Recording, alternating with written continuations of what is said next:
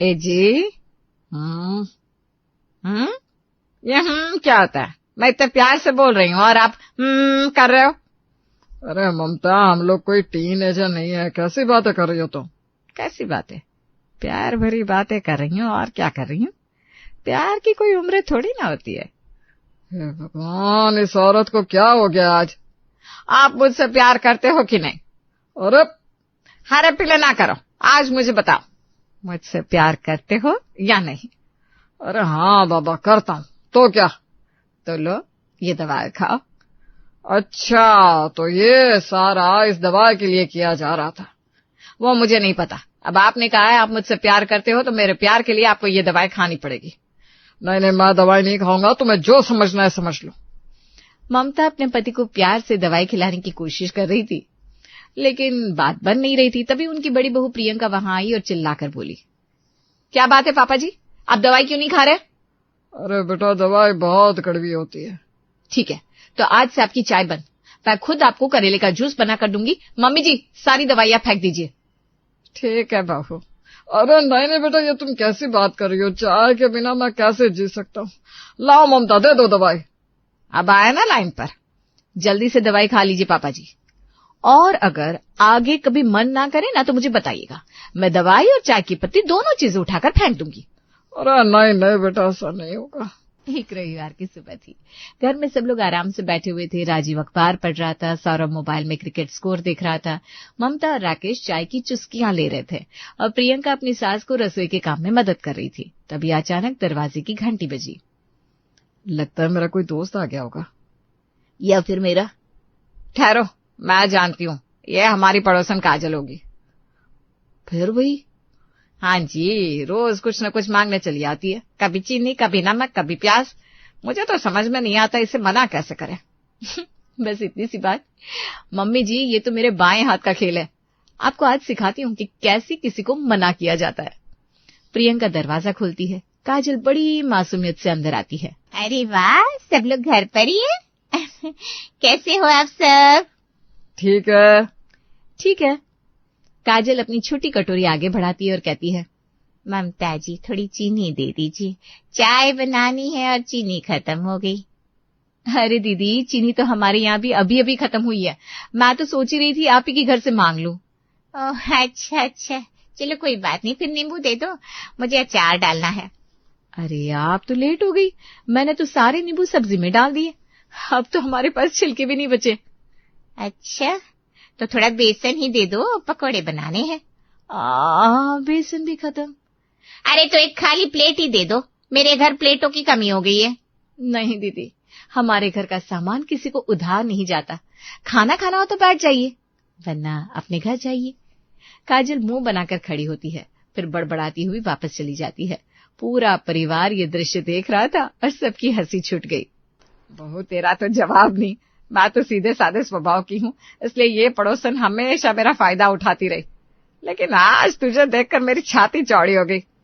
सही कहा, हमारी नई बहू भी अगर ऐसी ही हो जाए तो घर में 4 चांद लग जाए। मेरी जैसी बहू सिर्फ मैं ही हूँ, दूसरी कहीं नहीं हो सकती। फिर सब लोग ठहाके लगाकर हंस पड़ते हैं। हंसी मजाक के बीच अचानक बात सौरभ की शादी पर आ टिकी। मम्मी पापा, अरे अब छोटे भाई की भी शादी करवा दो। हाँ क्यों नहीं, अब सौरभ की भी उम्र हो गई है। अगर सबको ठीक लगे तो मुझे कोई आपत्ति नहीं है। अरे तो फिर देर किस बात की, शुरू करो मिशन सौरभ की दुल्हनिया। कुछ दिन बाद एक लड़की कविता अपने परिवार के साथ उनके घर आती है। वो बहुत बातूनी थी। आती ही सबको नमस्ते बोली और बिना रुके बोलती चली गई। नमस्ते अंकल आंटी, नमस्ते भैया दीदी, नमस्ते सबको। मुझे इधर बहुत अच्छा लगा, बहुत बड़ा है, बहुत साफ है, बहुत सुंदर है। वैसे मैं ना पकौड़े बहुत अच्छे बनाती हूँ, कविता लिखती हूँ, गाना भी गा लेती हूँ और डांस भी कर लेती हूँ। अरे ये लड़की तो 5 मिनट में पूरी रामायण सुना देगी। भगवान बचाए। हमारी बेटी ना सब कामों में निपुण है, खाना बनाना, सिलाई, कढ़ाई, यहाँ तक कि कराटे भी आते हैं। कराटे? हाँ जी, अगर किसी ने मुझे छेड़ा तो सीधे हवा में लात मार देती हूँ। कविता अचानक उठकर डेमो देती है और सब डर जाते हैं। अच्छा, हमें सोचने के लिए थोड़ा समय दीजिए। कितने मिनट? मिनट नहीं, जन्म। क्या? अरे हम कल बताएंगे ना फोन पर, अभी आप जा सकते हैं। कविता और उसका परिवार चला गया। सौरभ, कैसी लगी ये लड़की? मॉम, मैं तो शांति प्रिय इंसान हूँ, मुझे कराटे वाली बहू नहीं चाहिए। सही कहा, वरना शादी के बाद तू ही घर से बाहर उड़ाया जाएगा। कविता फ्रेम से बाहर हो गई और फिर कुछ दिनों बाद मीरा नाम की लड़की का रिश्ता आया। वो सरल स्वभाव की, हंसमुख और समझदार थी। नमस्ते अंकल आंटी, नमस्ते सबको। जीती रहो बेटी, बैठो बैठो। आओ मीरा, मेरे पास बैठो। वाह, ये तो एकदम शालीन लग रही है। मुझे खाना बनाना बहुत पसंद है। जब भी फुर्सत मिलती है नई नई डिश ट्राई करती रहती हूँ। अच्छा, तो फिर मेरी छुट्टी पक्की, अब रसोई तुम्हारी। जी दीदी। मुझे तो ये लड़की बहुत अच्छी लगी माँ। तो तय रहा, हमारी बहू अब मीरा ही बनेगी। पूरा परिवार खुशी से झूम उठा क्योंकि घर की छोटी बहू मिल गई थी। कई दिनों की तैयारी, गहनों जेवरों की चमक और नाच गाने की धूमधाम के बाद आखिरकार मीरा और सौरभ की शादी हो गई। पूरा मोहल्ला बारात देखने उमड़ पड़ा। ढोल नगाड़ों की गूंज में दुल्हे सौरभ की मुस्कान और दुल्हन मीरा की लाज भरी झलक सबको भा रही थी। आखिर हमारे सौरभ भाई भी घोड़े चढ़ ही गए। हाँ, बस आपकी दुआ है चाची। गृह प्रवेश का समय आया। मीरा लाल जोड़े में सिर झुकाए दरवाजे पर खड़ी थी। ममता और प्रियंका आरती की थाली लिए सामने खड़ी थी। बेटी, आज से यह घर ही तेरा घर है। तू हमारे जीवन का उजाला है। और बहन सावधान रहना, इस घर की बॉस मैं हूँ। सब जोर से हंस पड़े। भगवान तुम्हें खुश रखे बेटा, सदा सुखी रहो। अब देखना, घर में एक बहू और बढ़ गई है तो लड़ाई कम नहीं दोगुनी हो जाएगी। सब ठहाके लगा रहे थे पर मीरा शर्मा रही थी। मस्ती मजाक के साथ सारा काम निपट गया और फिर आई अगली सुबह। सुबह सुबह सूरज की किरणें खिड़की से झांक रही थी। मीरा ने सोचा था कि पहली सुबह सब उससे ढेर सारा प्यार करेंगे, लेकिन तभी प्रिया की दमदार आवाज आई। मीरा, कहाँ हो? आ जाओ, किचन में नाश्ता बनाना है। मीरा घबराते हुए किचन में आती है। जी दीदी, क्या बनाऊं? पहले ये बताओ तुम क्या बना रही हो? और हाँ, पहले पूछना चाहिए सबको क्या खाना है। ये भी कोई तरीका है? मीरा सकपका जाती है। सॉरी दीदी, पापा जी मम्मी जी आप लोग नाश्ते में क्या लेंगे? बेटी, जो बने वही खा लेंगे। मुझे पराठा चाहिए।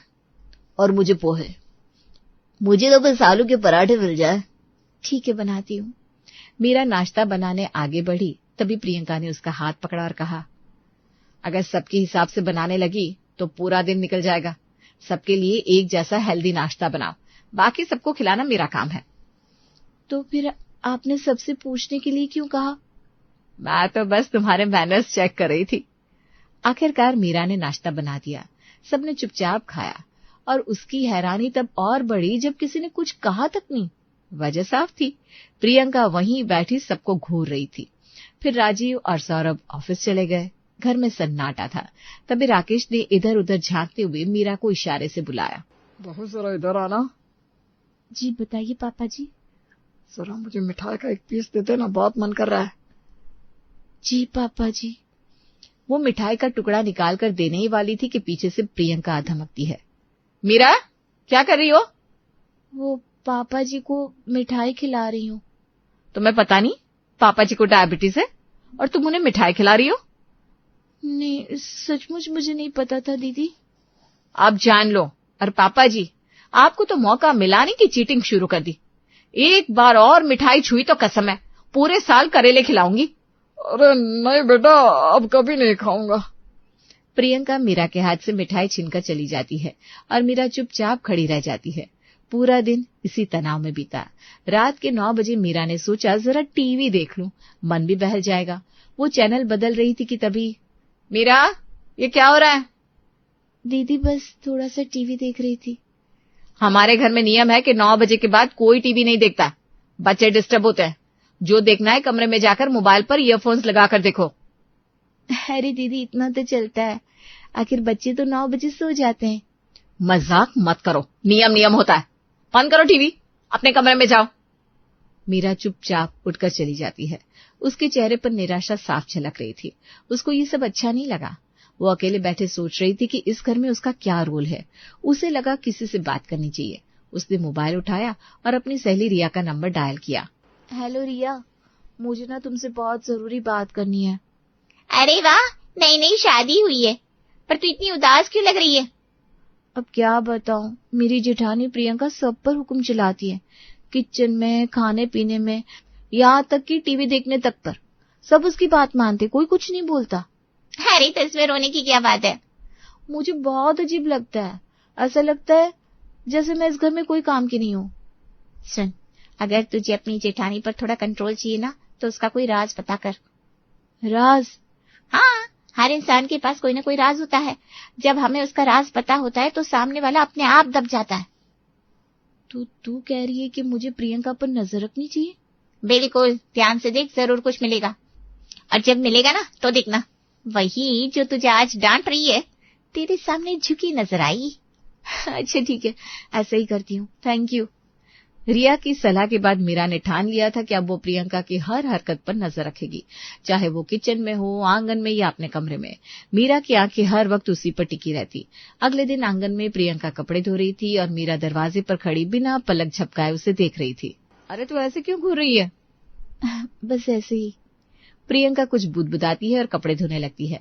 काम खत्म होते ही वो गीले हाथ पहुंचकर तेजी से अपने कमरे में चली जाती है और दरवाजा बंद कर लेती है।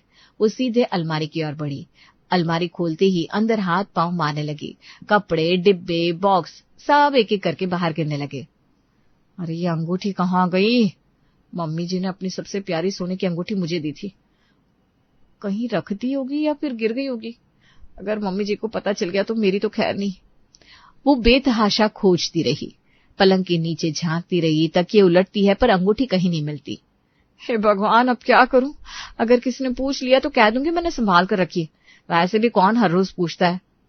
लेकिन अगर माँ जी ने देखना चाहा तो? काफी देर तक खोजने के बाद भी अंगूठी नहीं मिली। हार कर प्रियंका ने गहरी सांस ली, चेहरा पोंछा और खुद को संभालते हुए बाहर आई तो बाहर मीरा खड़ी थी। उसके चेहरे पर हल्की अजीब सी मुस्कान थी। प्रियंका उसे देखते ही ठिठक गई। कहीं इसने सब सुन तो नहीं लिया? मीरा शांति से उसे देखती रही। प्रियंका असहज होकर किचन में चली जाती है, पर फिर बेचैनी रोक नहीं पाती। वो वापस लौट आती है। क्या हुआ? ऐसे क्यों देख रही हो मुझे? कुछ नहीं हुआ दीदी, बस आपको देखा तो मुस्कुरा दी। सच सच बताओ। अरे कुछ भी नहीं, सुना। आप क्यों परेशान हो रही हैं? मुस्कुराना बंद करो, जाकर खाना बनाओ। मीरा धीरे धीरे रसोई की ओर बढ़ती है।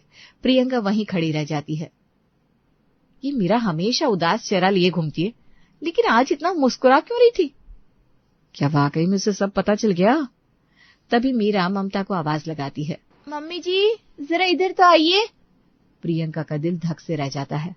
हे भगवान, ये तो अब सब कुछ बता ही देगी। प्रियंका दौड़कर मीरा के पास आती है और कहती है, बता क्या चाहिए तुझे? क्या कहना चाहती है? मुझे बस सेंधा नमक चाहिए। कहाँ है? हाँ तो इसमें मम्मी जी को बुलवाने का क्या मतलब? ये ले पकड़ नमक का डिब्बा। अरे मुझे क्यों बुलाया? मीरा ने अभी आवाज दी थी। वो मम्मी जी, जरा सी बात के लिए आप क्यों दौड़ेंगी? वैसे भी आपके पैरों में दर्द रहता है ना, आप आराम कीजिए, जाइए। ममता सिर हिलाती है और चली जाती है, लेकिन प्रियंका का मन अभी भी शांत नहीं होता। फिर दोपहर बाद मीरा राकेश से कुछ कहने चलती है। पापा जी जरा इधर आइए ना, मुझे आपसे कुछ कहना है। प्रियंका फिर हड़बड़ाकर बीच में कूद पड़ती है। क्या बात है? पापा जी को क्यों परेशान कर रही हो? उनकी दवाई का टाइम हो गया है। मुझे बता, मैं सब सुनूंगी। कुछ खास नहीं, मैं तो बस शॉपिंग पर जाने के लिए परमिशन मांग रही थी। ओहो, इतना सा काम तो मैं ले चलूंगी। इस पे पापा जी को क्यों परेशान करती है? मीरा चुप रह जाती है, लेकिन प्रियंका के माथे पर अब पसीना छलकने लगता है। उसी समय पड़ोसन काजल आती है। हाथ पकड़कर मीरा को आंगन की ओर ले जाने लगती है। आ मीरा, चल थोड़ी देर बैठते हैं, तुझसे ना कुछ पर्सनल बातें करनी है। क्यों? क्या पर्सनल बात है जो कोने में करनी है? जो कहना है यही सबके सामने बोलो ना। अरे भाई, पर्सनल बातें सबके सामने थोड़ी ना की जाती है। इस घर में छुपकर कोई बात नहीं होती। अगर कहना है तो यही कहो, वरना जाइए। अच्छा, अगर यही नियम है तो ठीक है, मैं चली। दीदी, आप मुझे रोक टोक क्यों करती रहती है? किसी से बात करने तक नहीं देती। आखिर आपको दिक्कत क्या है? दिक्कत यह है कि तुम छोटी बहू हो और छोटी बहू को अपना काम करना चाहिए। बड़ों के बीच में घुलने मिलने की कोई जरूरत नहीं है। अगर कुछ कहना है तो मुझसे कहो। पर मैं भी इस घर की बहू हूँ दीदी। छोटी होने का मतलब ये नहीं कि मैं किसी से बात ना करूं, किसी से कुछ कह ना सकूं, अपनी मर्जी से कुछ कर ना सकूं। कल की आई और बराबरी की बात करने लगी। मैं अब चुप नहीं रहूंगी। आप मुझे यूं कैद नहीं कर सकती। चुप, बस करो तुम दोनों। बहुएं अगर ऐसे झगड़ेंगी तो घर का क्या होगा। दोनों गुस्से में अपने अपने कमरे में चली जाती है। फिर शाम को राजीव और सौरभ घर लौटते हैं। चलिए थोड़ी देर बाहर घूम आते हैं, मन बदल जाएगा। सौरभ मुस्कुराता है और हाँ कहने वाला होता है कि प्रियंका बीच में कूद पड़ती है। बाहर घूमने का क्या समय है? हाँ सौरभ, तुम्हारे लिए चाय बन चुकी है और मीरा तुम्हें रसोई का काम करना चाहिए। दीदी अब तो हद कर दिया आपने। मेरी जिंदगी पर भी आप रोक लगाएंगी? जहाँ घर परिवार की इज्जत का सवाल हो वहाँ रोक लगानी ही पड़ती है। मैं अब जेठ जी से आपकी शिकायत करूंगी। आप मेरी पर्सनल लाइफ पे दखल दे रही है। मीरा राजीव को आवाज देने वाली थी कि प्रियंका झट से आगे बढ़ती है। रुक, तू बताइए उससे। नहीं, पहले मैं ही सब बता दूंगी। मैं और दबकर नहीं रह सकती। मम्मी जी, वो आपकी सोने की अंगूठी ना मुझसे खो गई है। मैंने बहुत ढूंढा, कहीं नहीं मिली और यही राज मीरा को पता चल गया था। इसलिए ये मुझे यूं मुस्कुरा मुस्कुरा कर देखती थी जैसे मैंने बहुत बड़ा गुनाह कर दिया हो। इसलिए मैं इसे सबसे बात करने से रोक रही थी। I am sorry. पूरा घर सन्न रह जाता है। मीरा एक पल के लिए प्रियंका की तरफ देखती है, फिर अचानक ठहाका मारकर हंस पड़ती है। दीदी आप कैसी बातें कर रही है? मुझे तो इस अंगूठी वाली बात का जरा सा भी पता नहीं था। मुझे सिर्फ इतना पता था कि जब आप आंगन में कपड़े धो रही थी तो मम्मी जी की साड़ी आपने ठीक से धोई नहीं थी, वो जमीन पर गिर गई थी और आपने वैसे ही उठाकर ड्रम में डाल दी थी। मैंने सोचा ये बात मम्मी जी को बताऊंगी, लेकिन ये अंगूठी वाला किस्सा तो बहुत बड़ा है। प्रियंका का चेहरा उतर जाता है। सब लोग जोर जोर से हंस पड़ते हैं। वाह, तुमने तो अपना राज खुद ही खोल दिया। मैं तो आपको बड़ा समझदार समझता था। अरे लेकिन सोचने वाली बात तो ये है कि दीदी ने अंगूठी कहाँ खो दी। ममता अब तक चुप थी, लेकिन अब उनका चेहरा सीरियस हो जाता है। बस अब और तमाशा मत बनाओ। प्रियंका, तू सच में बहुत घबराई हुई है। तुझे याद नहीं, वो अंगूठी मैंने खुद तुझसे लेकर अपनी तिजोरी में रख ली थी। भूल गई क्या?